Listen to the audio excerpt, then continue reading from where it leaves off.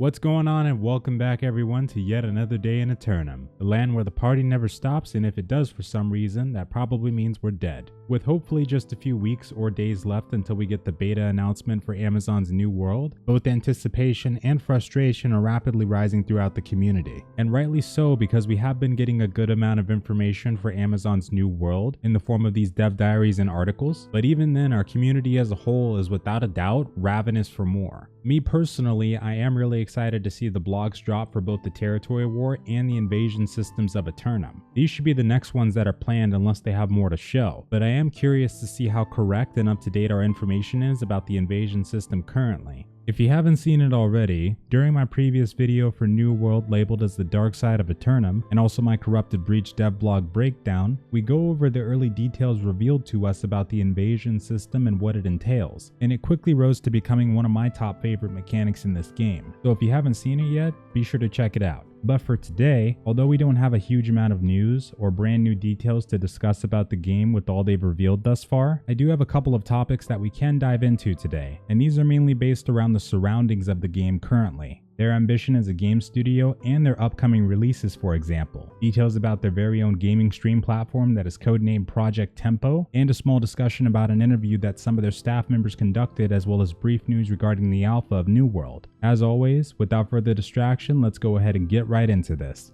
So to start with, let's go ahead and talk about another two titles that Amazon Game Studios is planning on releasing. The first one is known as Crucible, a multiplayer sci-fi shooter that is based around being in a solo or team-based deathmatch or battle royale. Matches are held with 12 individual players, all with their own unique class choices. And in this game, we're dropped in a hostile alien world and we have to form alliances to in the end become the very last man standing. Along with this, there's also a 13th player who will be the director or game master of the game. This person is able to broadcast live and directly affect the elements of the game and even trigger in-game events. So in short, this sounds like it's going to be a space-based version of Hunger Games, and this might just be one to keep your eye on if you like those kinds of games, because I do think I know where Amazon's going with this and these games, but we'll come back to that a little bit later. The game is being developed by a branch of Amazon Game Studios located in Seattle that goes under the name of Relentless. Fun fact is that the name of the studio is also a hat tip to the original name that Jeff Bezos had planned for Amazon, but instead deciding to dial back on it due to the name sounding too aggressive for the business he wanted to build. One important thing to note here for those of you who are concerned by these titles, Crucible won't have any direct impact on what goes on for New World or the other game they are developing. The branch of Amazon Game Studios that works on New World is in fact in Irvine, California, as opposed to Seattle. So even if one game succeeds or deteriorates where the other game does not, it won't have any direct effect on each other. And on top of that, they seem to be hiring quite a lot for their location in Seattle, and that could also be in preparation for their release goal of Crucible, because according to recent news, not only will they be bringing New World to us in May, but Crucible as well. Now for the other game that I mentioned, it'll be a different story as to whether or not it will affect New World. With this one, they could potentially move people from developing New World to developing this one for a temporary period of time or longer. And that is because both of these teams are based in the same place, Irvine, California. And the game I'm talking about is Amazon's very own iteration on a Lord of the Rings MMORPG. This one, of course, is a huge topic to talk about at any point of the day, especially when you think about just how expansive this engine they have is, which is known as the Lumberyard engine. Amazon is teaming up with Liu Technologies, who is a parent company of Warframe, to develop this title and bring it to our doorsteps. I would imagine that for this project development-wise, both of those teams could be going half and half, or one could have a bigger workload for it than the other. But because Amazon Game Studios isn't solely developing it themselves, we might not have anything to worry about when it comes to them moving too many people over after New World gets released. And even if that were to happen to begin with, Amazon Game Studios seems very dedicated to taking a big step into the world of gaming, as well as taking the world by storm, and also potentially taking their place amongst the greatest titles of our genre. So I don't think that they would easily leave a game behind, especially with how much work they've already put into the game itself. Now I do want to talk about so much more regarding the Lumberyard engine that they have.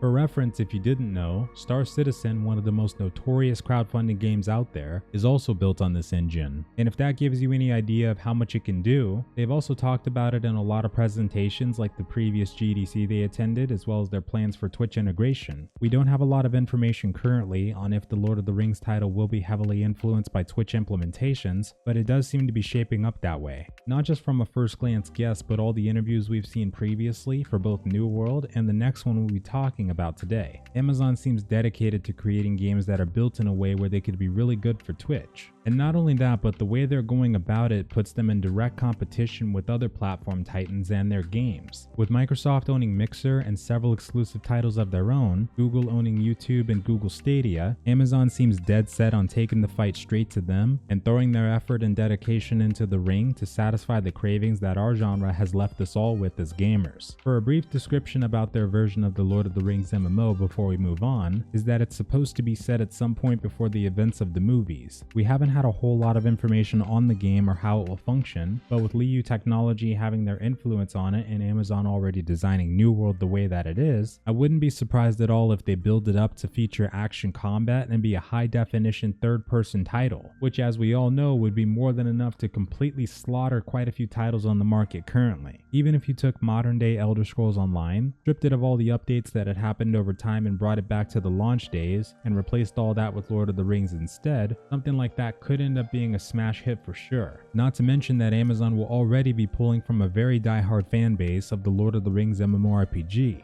A lot of those players I would imagine would love a separate title that they can enjoy with the modern feel to it, and that doesn't even begin to compare to how many fans of the movies and books would be interested in trying it. And at the same time, there's also going to be a Lord of the Rings show that's currently in development, so that could potentially pull in even more of a crowd, and in turn, the game itself could promote the show even more if they do it right. I'm super interested to see what comes of this, but for right now, we'll just have to talk about what we know. And with what's going on currently in the world, I don't think it's out of the realm of possibilities that we might not be seeing the game's release for a couple of years to begin with. But the next topic that we're going to be diving straight into is codename as Project Tempo, and this is the reason why Amazon is going to be put in direct competition with not only Microsoft when it comes to their products and platforms, but also Google. This is what's known as a cloud gaming service, and it's going to function in a much similar fashion to Google Stadia or GeForce Now from Nvidia. Now, of course, as we all know, gaming is an incredibly lucrative market alongside being a very tough one to thrive and survive in, and yet anytime a AAA or even indie company succeeds at making a halfway decent or very good products, it can not only accomplish a very good profit, but also create products that become legends of our genre as a whole. I believe that with Amazon's plans to develop this cloud gaming service, alongside developing multiple games at the same time as quickly as they can, that they are aware of this and are intending to jump right in. Now for Project Tempo, it is said that Amazon has invested a whole lot of money into it. Hundreds of millions of dollars as one of the articles states. And I think what would ultimately happen when this platform does arrive is that it could potentially work in conjunction with their streamer platform to promote their game titles and each other, which of course is a genius way to go about it, but only if they can pull it off.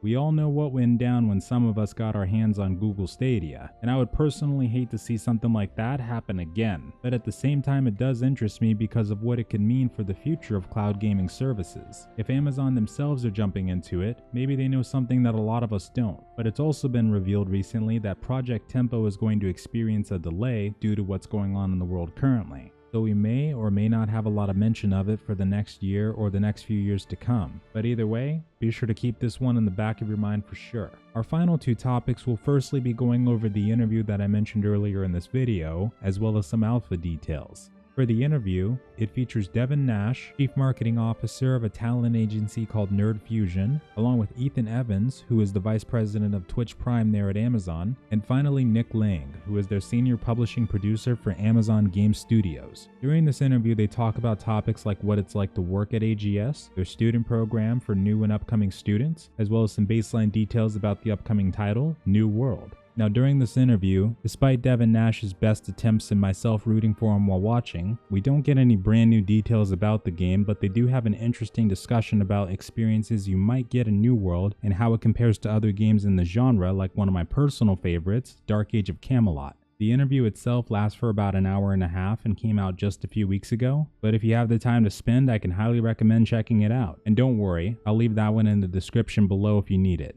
And for the last topic, we have a little bit of spicy alpha details to talk about. This has already been discussed on the community discords as well as covered in other places, but as you guys already know, during one of their previous blog posts on the New World website, they did talk about how the alpha test for the game is still ongoing and that they were hard at work at implementing new features for the current testers to enjoy. These features also did include more iterations to the magic system as well as the invasions as the post goes. But it looks like someone had got a little too excited and decided to stream some of the game despite there being a heavy NDA on its contents. Now of course for me, there's no way I'm going to show any part or talk about what happened during his journey in length. And that may or may not have something to do with me being unable to confirm or deny if I've been in the alpha testing phase for an unknown amount of time. But I just wanted to talk about it and make everyone aware that we really do have to respect that non-disclosure agreement, and that going forward, we will hopefully have to not wait too much longer when it comes to testing out the beta, so there shouldn't be any need to do something like this. I also did want to say though that apparently there were rumors going around that towards the end of this brave man's journey in that situation, he met an unknown character that a few people who were watching at the time did not expect. All that I've been told is that we may or may not see this person at some point when we get in game, and that apparently the both of them had quite the experience right before the broadcast was ultimately taken down. I have no idea who they're talking about, but I've heard that there may be a screenshot or two floating around the community as to who this unknown man or woman might be. But be sure to pursue that only at your own peril. And remember, you didn't hear anything from me. And with that folks, please let me know what you think about the news today. Do you have any concerns about AGS taking on multiple projects at the same time? Or do you think this is something that could really benefit the gaming genre and players as a whole? Drop it all in the comments below. And thank you very much for taking the time to check out this video, and I hope you all have a wonderful night or day.